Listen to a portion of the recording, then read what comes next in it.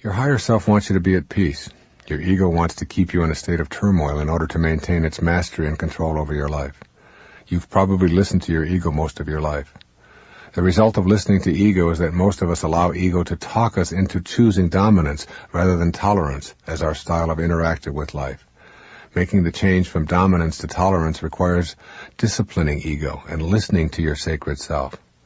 I'm speaking from personal experience in this matter, and it is one of the toughest assignments my higher self has presented me with. I have spent many years being dominated by my ego, and I have unwittingly made dominance and judgment rather than tolerance a cornerstone of my relating. My suggestions are all from my personal experience of transcending my ego-driven instincts. Making the transition from dominance to tolerance is especially difficult because the desire for ego satisfaction is so strong. To move toward the tolerance that your higher self encourages and away from your ego-driven need to control and judge, you will want to examine the qualities that sustain a tolerant approach to life. To become more tolerant and less controlled by your false self, start practicing being satisfied with what is. If someone you love acts meekly towards you, your ego wants that person to be more assertive. If that person is assertive, your ego then decides to dislike assertiveness. If you eat too much, you start thinking about how nice it would be to be thinner. If you go on a diet, and all of your thoughts then will be about food. If you stay at home for a long period, your ego starts telling you how nice it is to travel. Go on the road, and you start thinking about how nice it would be to stay home. You're in a relationship and begin to imagine it would be nicer to be uninvolved. You're not in a relationship, and you start wanting to be in one. Your children are running around the house, and you start thinking about escaping. You aren't at home, and your ego starts having you think about nothing but your children. If you identify with this kind of inner dialogue, rest assured that ego has temporarily separated you from your sacred self. In its ongoing program to convince you of your separateness, it needs to separate you from oneness with the center of your being.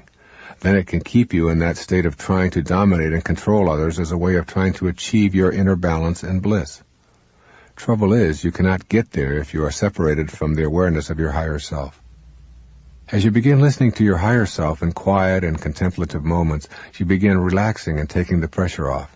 You stop the false thinking that everyone in your life needs to be dominated or controlled by you, or that others must live up to your expectations for you to be happy.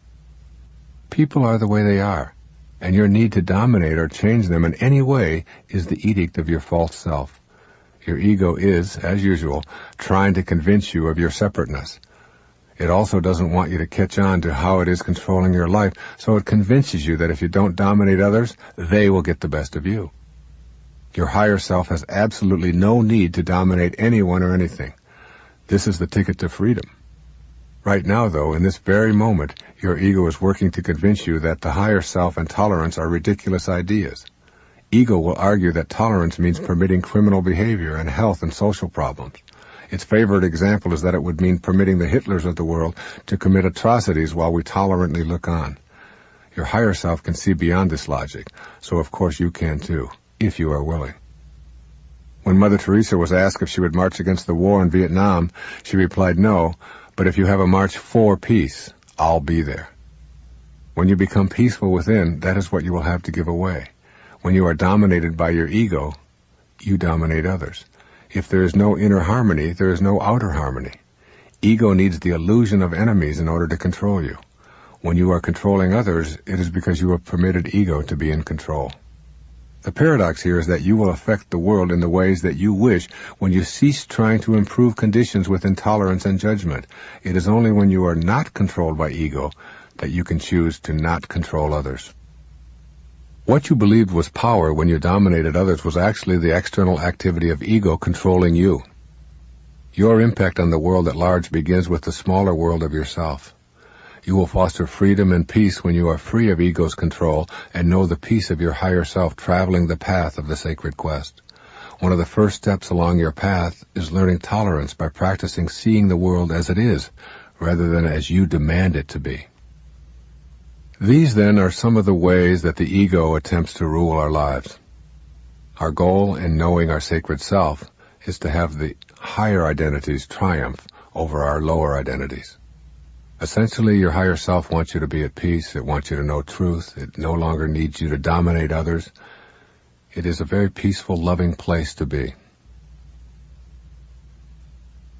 At this point, I would like to have you stop looking at how you can get your own sacred self in order and begin to look at how the world can do this as well.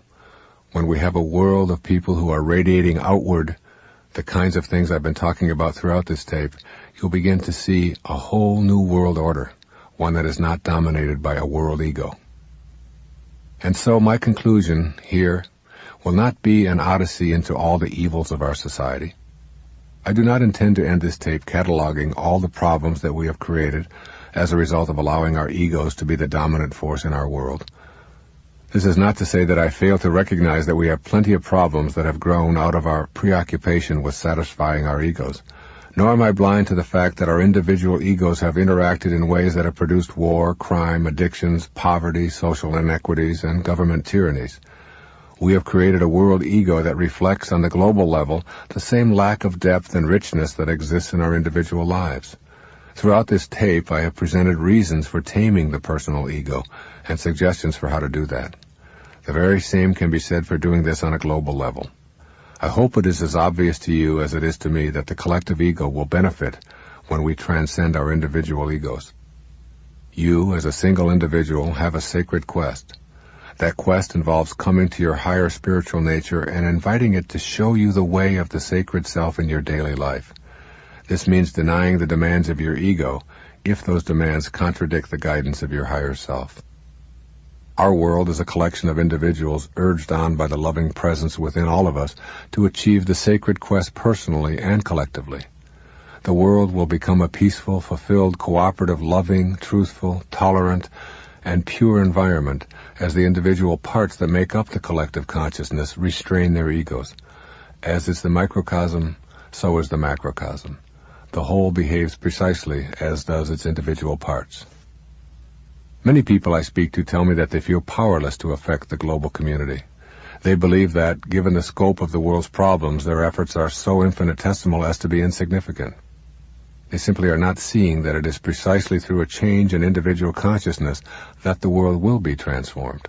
All of the problems that we face as a group reflect those we have individually.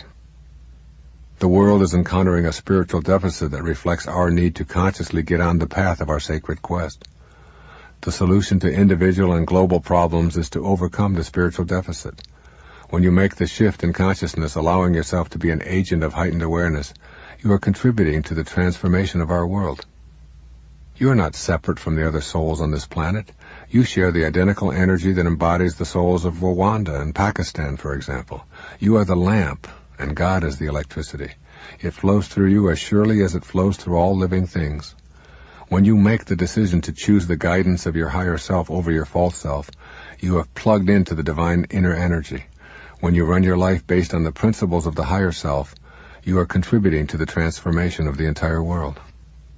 You must strengthen your will to choose the sacred path when your ego calls you a fool for believing there could ever be a world without war. If your ego can convince you, you will become part of the collective ego's falseness.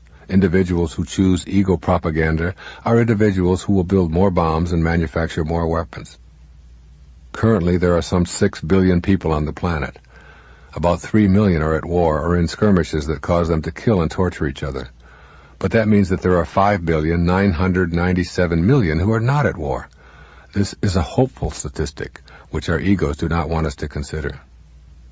By contrast, the collective ego strives to keep the populace nervously on the edge with reminders to view the world in terms of us versus them. This ego viewpoint not only reinforces the insane escalation of ways to kill each other, but is also responsible for most of our social problems. The world ego is our false self, and this is the primary characteristic that we need to recognize. We want to believe that we are our physical bodies, and that the territories we occupy are so important that we are willing to kill each other in order to maintain those boundary lines. We have become convinced that our true identities are located in tribal ancestries, traditions, histories, genealogies, and the color and shape of our bodies. We have lost sight of our authentic identities because of the labels that our egos have assigned to us. Our egos have coalesced into a worldwide false perception of ourselves based on an unwillingness to know our true spiritual nature. Although all of our spiritual leaders have reminded us of our divinity and implored and even commanded us to love one another, the world ego has won this battle and produced ancient enmities and uncountable horrors in the long history of humanity. The spiritual solution to the major problems that face the world is to bring into positions of power those who are not motivated and driven by their egos, but see the collective good as their primary objective. We need leaders who do not manifest primitive tendencies of consciousness such as hate, envy, greed, bloodthirstiness, and intolerance, but are grounded in love, tolerance, truth, and purity. As you travel the path of your sacred quest, you will help to dispel the absurdity of specialness that the ego so assiduously promotes. You will see an end to this kind of thinking in your life and on a worldwide scale as well. The higher part of ourselves that I have talked about on this tape reacts to a vision that is infinite. This is assuredly not the vision of the ego. The ego is just as cowardly on a collective scale as it is on an individual basis. The world ego is frightened of a mass appeal to overcome our spiritual deficit. When people face inward and embrace a more loving perspective, the power of the sacred self will create change not only in the community but in the entire world as well. The world ego will do all that it can to prevent this kind of inner approach. It will ridicule those who promote meditation, peaceful demonstrations, and the love of God as a way out of the morass of social evils. The collective ego convinces itself that money makes it special, and thus it will throw dollars at any problem and pride itself on the undertaking. Consume, consume, consume. More is better. The more you accumulate, the fancier your toys, the bigger your shopping malls, the more petrol that you use in your automobiles, the more successful you are. It is a push away from peace toward a style of consumerism and capitalism that is defended as the way of civilization. Yet your higher self knows there is no peace in the more is better. It is just as true on the collective level as it is on the individual plane. The higher self urges you to simplify and to avoid contributing to anything that hurts others or increases the separation from your spiritual source. As you listen more closely to your sacred self and transcend your ego, so too will the world ego be shifted away from power, control, and money, back to the basic virtues of higher awareness, back to peace, beauty, love, purity, tolerance, patience, and compassion. This does not mean that the benefits of technology cannot be enjoyed. It means that the ego will not be the motivating force in our lives. What we truly are as a people is a force that craves peace and simplicity. We want that deeper awareness that comes with the sanity of the higher self. It is insane to continue believing that we are a collection of tribes, each with a separate identity and a special mission. It is insane to believe that anyone who does not fit into our particular tribal mentality is a potential enemy. We know that there is not a separate God for each of us, or even for each of our tribes. We know that there is a universal divine intelligence that flows through all of us, and in that sacred space within us, we are all one and the same. We know that the best within us is love, kindness, and compassion. Yet our egos, both individually and collectively, have campaigned long and hard to promote a false idea. How sane is it for people to be killing each other over disputes that ancient egos created long before we arrived? How sane is it for us to believe that some of us deserve to eat the food that God provides, and that others do not deserve it by virtue of their geographic location? How sane is it for us to pump up our youth with the philosophy of the free ride by leading them to believe that if they want something, they deserve it? How sane is it to show our children pictures of violence as entertainment and allow them to adopt the ego belief that it is human nature to hurt others as a way to defend a right to be special and separate? As our higher selves begin to triumph over ego in the daily decision-making of our lives, we will truly be making progress on the path of the sacred quest for all of humanity. You must banish all doubt about your ability to facilitate such a quest and begin to know that you are both the microcosm and the macrocosm. There is a universe within you, a unified field of all possibilities that you can reach as you become the compassionate witness. Be silent. Shut down the inner dialogue. Most important, transcend the false self that we call the ego. That is when the healing will begin to occur. The world ego is destined to be restrained as more individuals look within and consult the higher part of themselves. The doubts are vanishing, and the spiritual revolution is well underway. Moving toward an egoless world is not some far-fetched idea, any more than the disintegration of the Iron Curtain was a far-fetched idea. To those who heard such talk a few years before it happened, it did indeed seem absurd, but ideas, thoughts, and inner knowings are powerful instruments for the disintegration of the false self. One of the simplest and most powerful ways of doing this is taught by Eknath Eswaran. Writing in his book Meditation, he advises us to spend 30 minutes every morning in meditation repeating the prayer of St. Francis. In saying this prayer, we both transcend the ego and invite the sacred self to guide us through the day. I invite you to join me in this daily prayer as we share the path of the sacred quest. The prayer of St. Francis goes like this. Lord, make me an instrument of thy peace. Where there is hatred, let me sow love.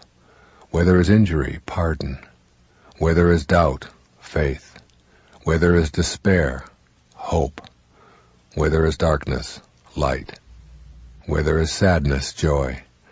O divine Master, grant that I may not so much seek to be consoled as to console, to be understood as to understand, to be loved as to love. For it is in giving that we receive. It is in pardoning that we are pardoned. It is in dying to self that we are born to eternal life. If you have the same knowing about your world, dramatic changes will take place as we collectively put to use the greatest force in the universe, the force of love. It seems only fitting to quote my spiritual teacher, Nisargadatta Maharaj, as I close this tape. He reminds us of the simplicity of creating a society that is based on spiritual principles. He puts it this way. My stand is clear. Produce to distribute. Feed before you eat. Give before you take. Think of others before you think of yourself. Only a selfless society based on sharing can be stable and happy. This is the only practical solution. If you do not want it, then fight. I want it. I encourage you to do the same. God bless you, and thank you for listening.